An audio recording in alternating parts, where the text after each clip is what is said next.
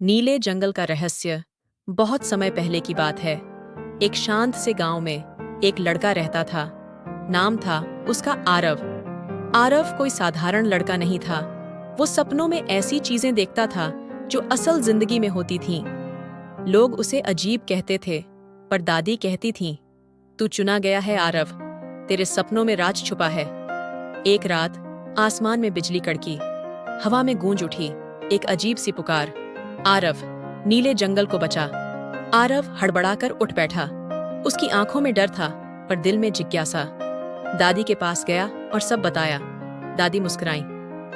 वक्त आ गया है बेटा, अब तू अपनी किस्मत खुद लिखेगा। उन्होंने एक पुरानी किताब दी। उस पर लिखा था, नीले जंगल का रहस्य।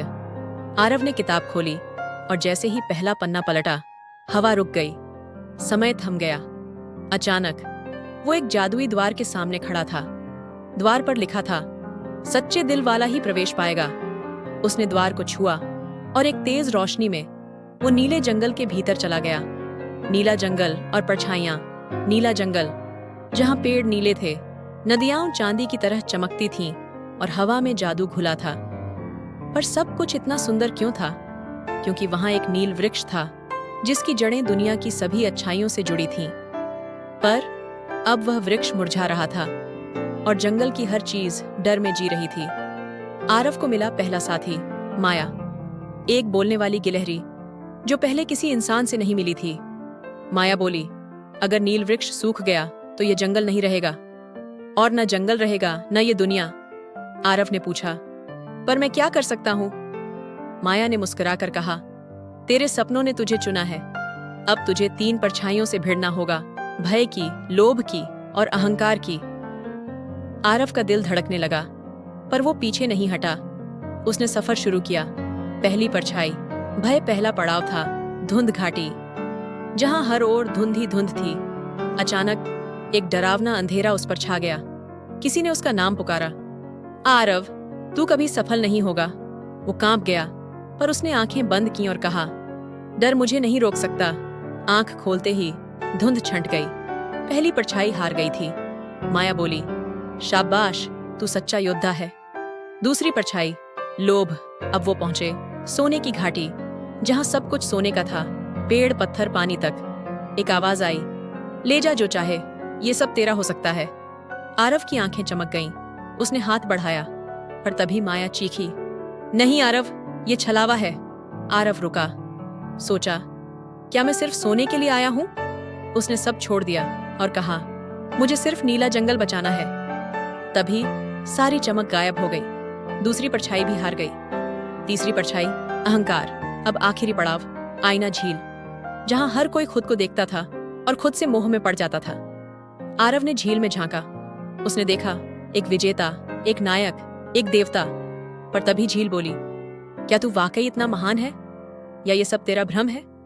आरव सोच में पड़ गया। फिर कहा, अगर मैं ही सबसे बड़ा हूं तो फिर दूसरों की मदद क्यों चाहिए थी?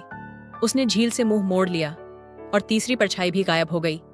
नील वृक्ष की पुकार। अब आरव नील वृक्ष के पास पहुंचा, पर वृक्ष बिल्कुल मुरझाया हुआ था। जड़ें सूख चुकी थीं, पत्तियां गिर रही थीं।